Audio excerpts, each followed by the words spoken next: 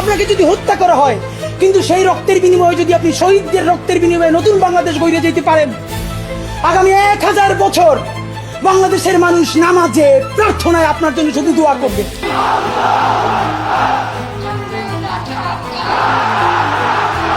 শরীফ ওসমান হাদি ভাইয়ের হত্যার বিচার চাই। স্বাধীনতা সার্বভৌমত্ব রক্ষার্থে শরীফ ওসমান হাদি ভাইয়ের হত্যার বিচার করতেই হবে। We want justice, justice for Hadi ভাই। ইনকিলাব জিন্দাবাদ। ওসমান হাদির মৃত্যু নিয়ে এত হাহাকার কেন, আর এই হত্যার বিচার হতে হবেই বা কেন? এই বাংলাদেশে হাদি হত্যার বিচার হওয়ার প্রয়োজন আছে বলে আমি মনে করি না। এই একটা হাদি হত্যার বিচার কখনোই এই রাষ্ট্র বদলাবে না, বরং এই বিচার তোলা থাকুক আখেরাতের জন্য, যেদিন প্রত্যেকটা বিচারককেও বিচারের মুখোমুখি হতে হবে। অনেকে বলেন আমরা নাকি সততা ফেল করি। ভাইরা, সততা দেখি বলতে কোনো দ্বিধা নাই। যদি সাহস থাকে আপনারাও সততা বৃদ্ধি করে দেখান।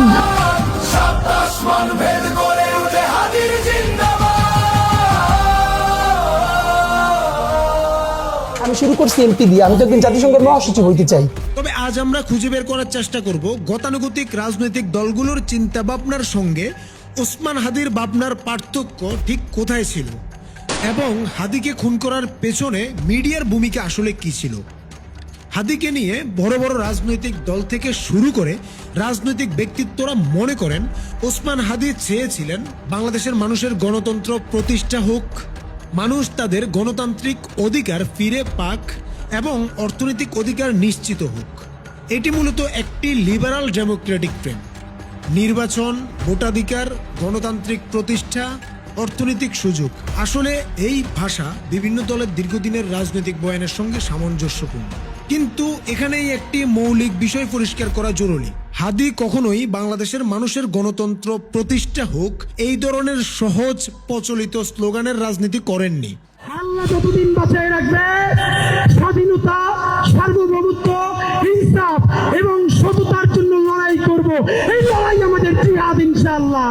হাদি কোনো রাজনীতিবিদ ছিলেন না। তিনি গণতন্ত্রকে কোনো চূড়ান্ত লক্ষ্য হিসেবে দেখেননি, বরং প্রশ্ন তুলেছেন এই গণতন্ত্র কার জন্য, কাদের স্বার্থে এবং কোন কাঠামোর ভেতরে কাজ করছে।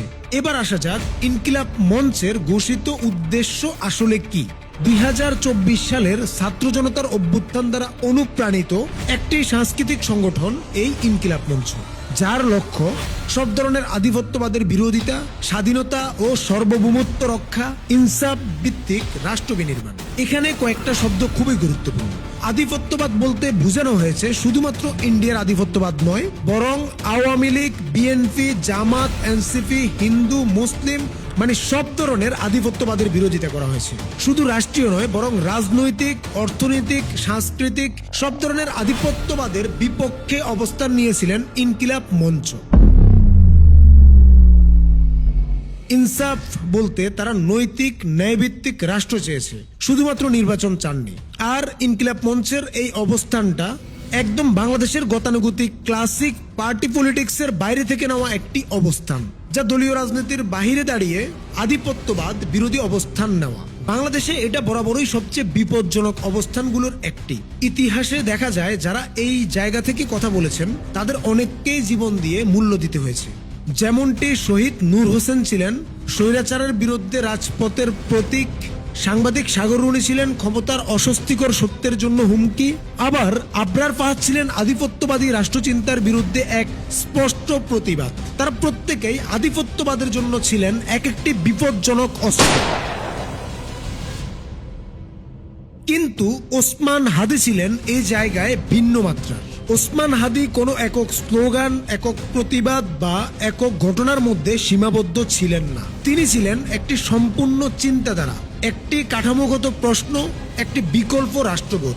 এই কারণে তিনি ছিলেন শুধুমাত্র একটি অস্ত্র নন, তিনি ছিলেন পুরো একটি অস্ত্রের গোডাউন। এই গোডাউন যদি ভেঙে না ফেলা যেত, তাহলে হয়তো খুব অল্প সময়ের মধ্যে এই রাষ্ট্রে আধিপত্যবাদের ভিত্তি নড়বড় হয়ে পড়ত। কারণ হাদি কোনো আবেগী বক্তা ছিলেন না, তিনি ছিলেন ধারাবাহিক, যুক্তি নির্ভর এবং সুসংগঠিত। টকশো থেকে রাজপথ, প্রতিটি জায়গায় তিনি এক একটি পয়েন্ট ধরে ধরে মানুষের হাতে এমন প্রশ্ন তুলে দিচ্ছিলেন যেগুলো ক্ষমতার জন্য ছিল ভয়ঙ্করভাবে অস্বস্তিকর। এই প্রক্রিয়া থামানো না গেলে হাদি একা থাকতেন না, তার চিন্তা থেকে তৈরি হতো আরো হাজার হাজার হাদি, যারা দল নয় ন্যায় চাইতো, ক্ষমতা নয় কাঠামোর দিকে প্রতিনিয়ত প্রশ্ন তুলতে শিখে যাচ্ছিল। এই কারণে তাকে থামানো জরুরি হয়ে উঠেছিল, কারণ তিনি শুধু বর্তমানকে প্রশ্ন করেননি, তিনি ভবিষ্যৎটাকেই বিপজ্জনক করে তুলছিলেন আধিপত্যবাদের জন্য। তবে বাংলাদেশের এই আধিপত্যবাদের পেছনে যারা শক্ত হয়ে দাঁড়িয়ে আছে, তাদের মধ্যে সবচেয়ে ধারাবাহিক, সবচেয়ে কৌশলী এবং সবচেয়ে প্রভাবশালী শক্তি হলো বাংলাদেশি মূলধারার মিডিয়া। এই মিডিয়া কেবল খবর প্রচার করেন না, এরা প্রতিদিন মানুষ কিভাবে ভাববে, কিভাবে প্রশ্ন করবে আর কিভাবে চুপ থাকবে সেটা ট্রেনিং দেয়। প্রতিটি মিডিয়া হাউস যেন এক একটি পেঁচানো খেলার ঘর, যেখানে সত্য নয় ন্যারেটিভ তৈরি হয়। এখানে প্রশ্ন তোলা হয় না, বরং প্রশ্ন বেছে দেয়া হয়। এখানে বিতর্ক হয় না, বিতর্ক নিয়ন্ত্রণ হয়। এখানে মানুষকে সচেতন করা হয় না, মানুষকে ম্যানেজ করা হয়। এই মিডিয়াগুলোর সবচেয়ে বড় সাফল্য হলো তারা মানুষকে বিশ্বাস করাতে পেরেছে যে এই ব্যবস্থার বাহিরে কিছু ভাবাই উগ্রতা, এই কাঠামোর বাইরে দাঁড়ানোই অরাজকতা। হাদির মতো মানুষরা মিডিয়ার কাছে সব সময় বিপজ্জনক, কারণ হাদি কোনো দলীয় মুখপাত্র ছিলেন না, তিনি কোনো নির্দিষ্ট ক্যাম্পেইনের ভাষায়ও কথা বলতেন না। তিনি প্রশ্ন করতেন এমন জায়গায় যেখানে মিডিয়ার সব সাজানো স্ক্রিপ্ট ভেঙে পড়ত। এই মিডিয়াগুলো উস্কানি দিতে জানে, এরা গোলামি শেখাতে জানে, প্রয়োজনে মাথা নিচু রাখতেও জানে। এরা ক্ষমতার ভাষাকে জাতীয় স্বার্থ বানাতে জানে, কিন্তু সত্য সংবাদ দেওয়ার বেলায় তারা অদ্ভুতভাবে অন্ধ ও বধির। আর যখন দেখবেন হাদিদের মৃত্যুতে তারা অনেক আহাজারি করছেন, তবে বুঝবেন হাদিদের নিয়ে তাদের আহাজারির নিউজের ভিউজ থেকে ভালোই ইনকাম হচ্ছে। সবচেয়ে ভয়ঙ্কর জায়গাটা, এখানে কিছু নির্দিষ্ট মিডিয়া ব্যক্তিত্ব আছেন যারা নিজেদের জ্ঞানী, প্রগতিশীল ও সচেতন নাগরিক বলে দাবি করেন। তাদের কথাবার্তায় বড় বড় শব্দ থাকে, তাদের আলোচনায় ভারী ভারী রেফারেন্স থাকে, কিন্তু বাস্তবে তাদের চিন্তার সাহস এতটাই সীমিত যে হাদির মতো একজন মানুষের একদিনের চিন্তা ভাবনাও তারা ধারণ করার ক্ষমতা রাখেন না। হাদি প্রশ্ন তুলতেন কারা লাভবান হচ্ছে, আর এরা ব্যস্ত থাকেন কারা আমন্ত্রণ জানাচ্ছে সেটা নিয়ে। হাদি বলতেন কাঠামো ভাঙার কথা, আর তারা বলেন এই মুহূর্তে এটা বলা ঠিক না। এভাবে যুগে যুগে হাদিদের একা করে ফেলা হয়। প্রথমে উপহাস, তারপর অবহেলা, তারপর নীরবতা, আর সব শেষে 16-17 বছরের জন্য এমন হাদিদের শূন্যতা।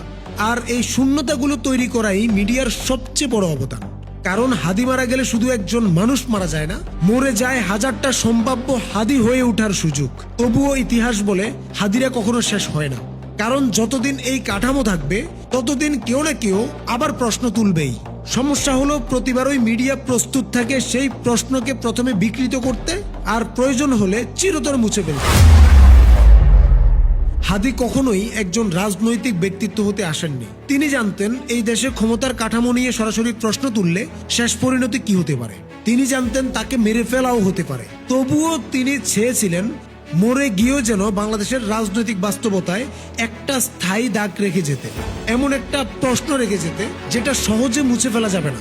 রাষ্ট্রবিজ্ঞানের একজন ছাত্র হিসেবে হাদি উঠে এসেছিলেন একটা সুন্দর রাষ্ট্র গঠনের জ্ঞান নিয়ে, স্বপ্ন নিয়ে, আর এই বিশ্বাস নিয়ে যে এই রাষ্ট্রের তথাকথিত অভিজ্ঞ রাজনীতিবিদদেরও রাজনীতি নতুন করে শেখা দরকার।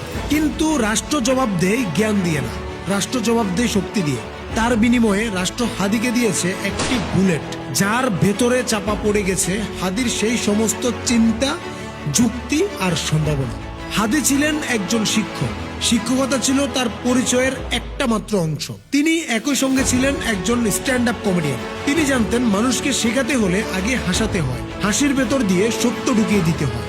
আর কখনো কখনো সেই সত্য এত গভীর হয় যে মরে গিয়ে কিভাবে কাঁদাতে হয় সেটাও হাদি দেখিয়ে গিয়েছে।